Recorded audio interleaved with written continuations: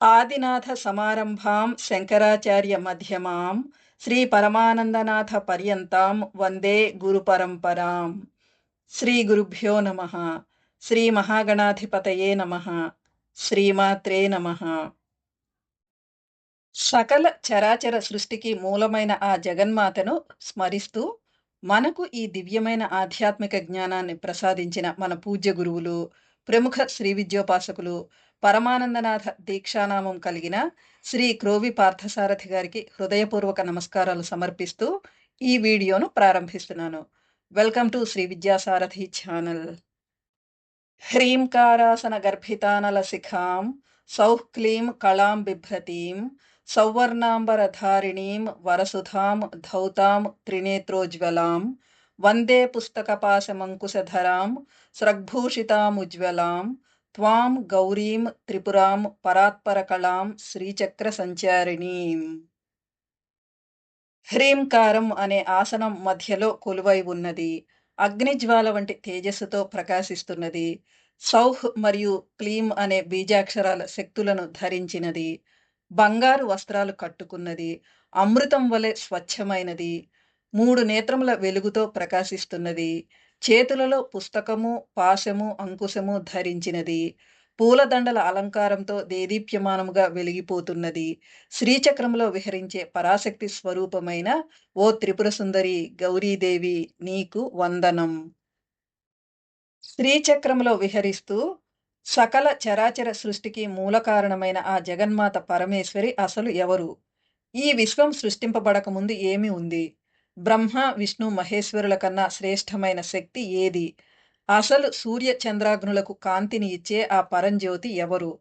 ప్రళయకాలంలో జీవుల కర్మలు ఎక్కడికి పోతాయి? దేవుళ్ళంతా కలిసి అమ్మా నీవెవరువు అని అడిగినప్పుడు ఆ పరాశక్తి ఇచ్చిన సమాధానం ఏమిటి?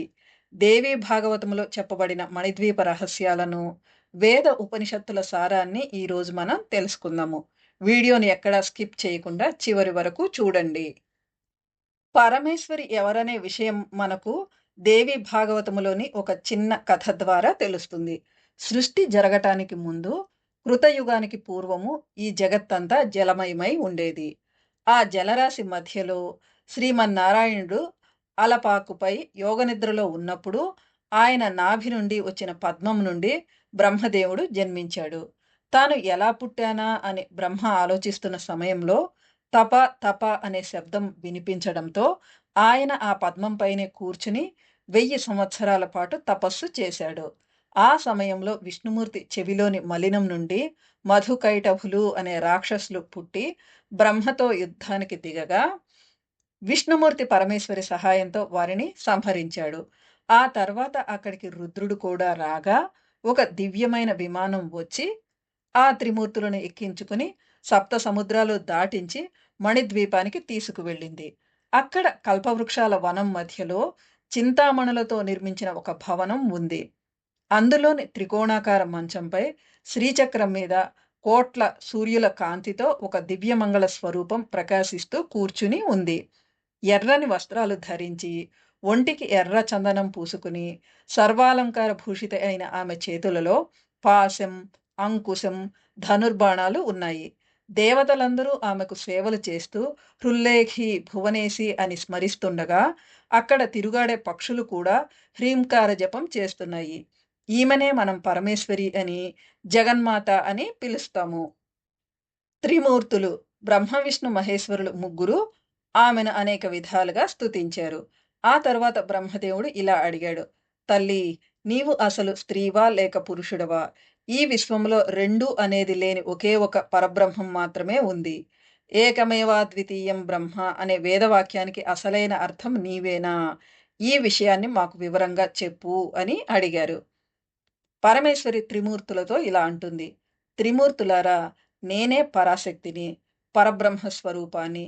నాకు పేర్లు, రూపాలు, లింగభేదాలు లేవు. ఈ చరాచర జగత్తంతా నా వల్లే సృష్టించబడింది. సమస్తాన్ని చేసేదాన్ని, అనుభవించేదాన్ని నేనే. నేను లేని వస్తువే లేదు. నా సహాయం లేకపోతే ఏ శక్తి అయినా నిస్సహాయంగా మారిపోతుంది. ఆఖరికి నేను లేకుండా మీ ముగ్గురు కూడా ఏ పని చేయలేరు. బ్రహ్మ సృష్టిని, విష్ణువు పోషణను, రుద్రుడు లయాన్ని చేయలేరు. నా శక్తి తోడైతేనే బ్రహ్మ లోకాలను సృష్టించగలడు. విష్ణువు లోకాలను రక్షించగలడు. రుద్రుడు లయం చేయగలడు. అనంతుడు, ఆదివరాహము, ఆదికూర్మము కూడా నా శక్తి ఉంటేనే ఈ భూమిని మోయగలుగుతున్నాయి. చివరికి నీరు, నిప్పు, గాలి కూడా నా శక్తి లేకపోతే కేవలము పేర్లుగా మాత్రమే మిగిలిపోతాయి అని చెప్తుంది. ఆమెనే పరమేశ్వరి, పరమాత్మ, పరబ్రహ్మ స్వరూపము, పరంజ్యోతి, పరాత్పరి అని పిలుస్తారు.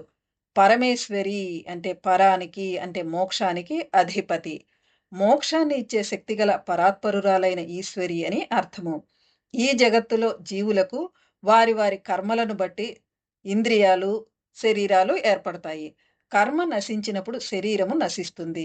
మరణం తర్వాత జీవుడు తాను చేసిన కర్మఫలాన్ని అనుభవించి మిగిలిన కర్మను పూర్తి చేయడం కోసము ఈ లోకంలో మళ్ళీ పుడతాడు.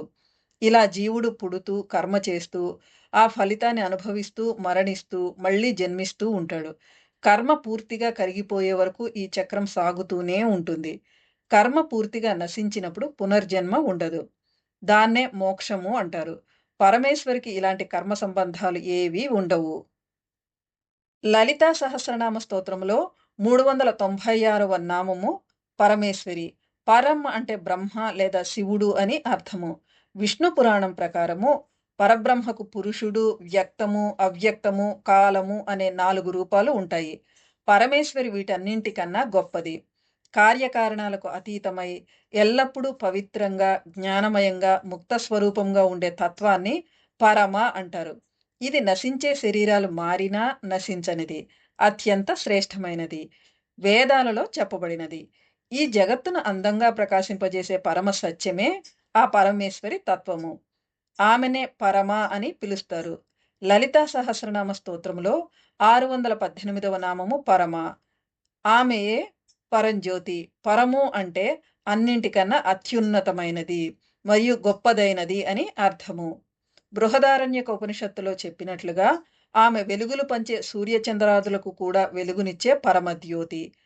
కఠోపనిషత్తు కూడా ఆత్మ అత్యంత ప్రకాశవంతమైనది.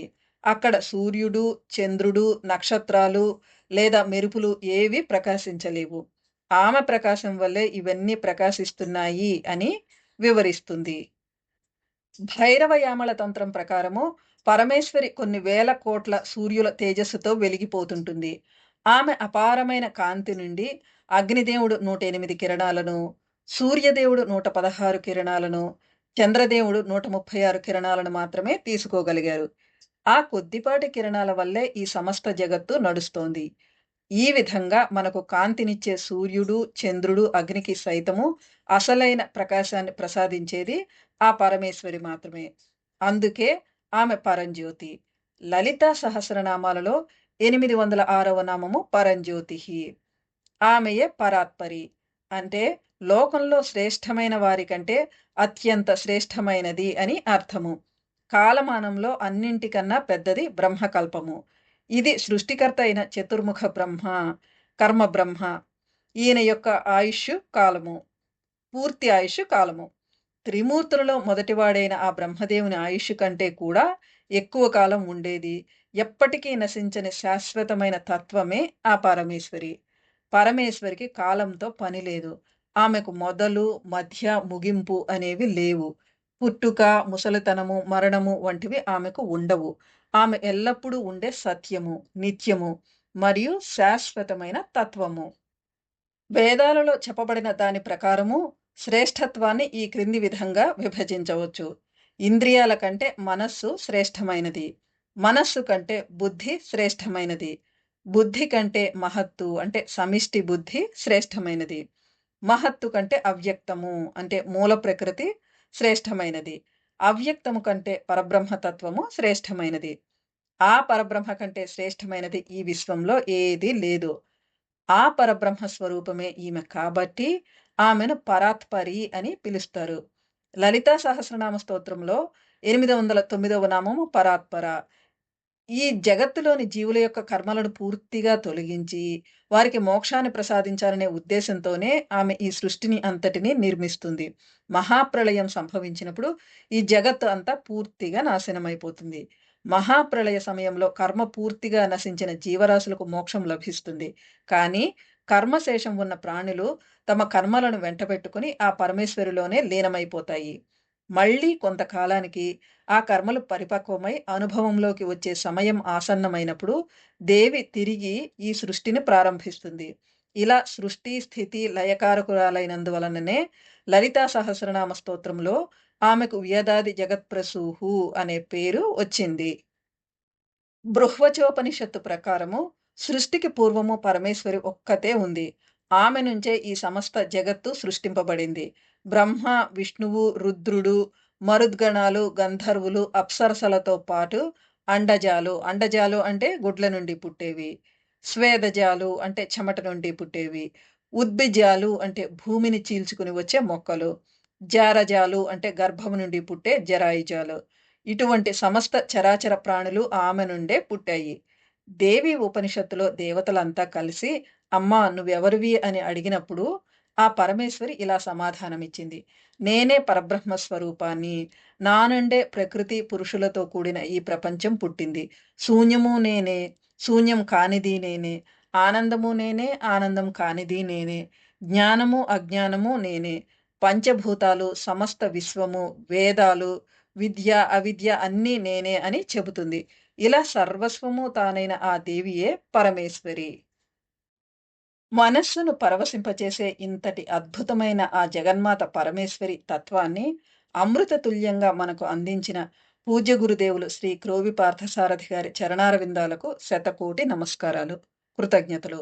అమ్మవారి కరుణా కటాక్షాలు మీపై, మీ కుటుంబంపై ఎల్లప్పుడూ ఉండాలని మనస్ఫూర్తిగా కోరుకుంటున్నాను.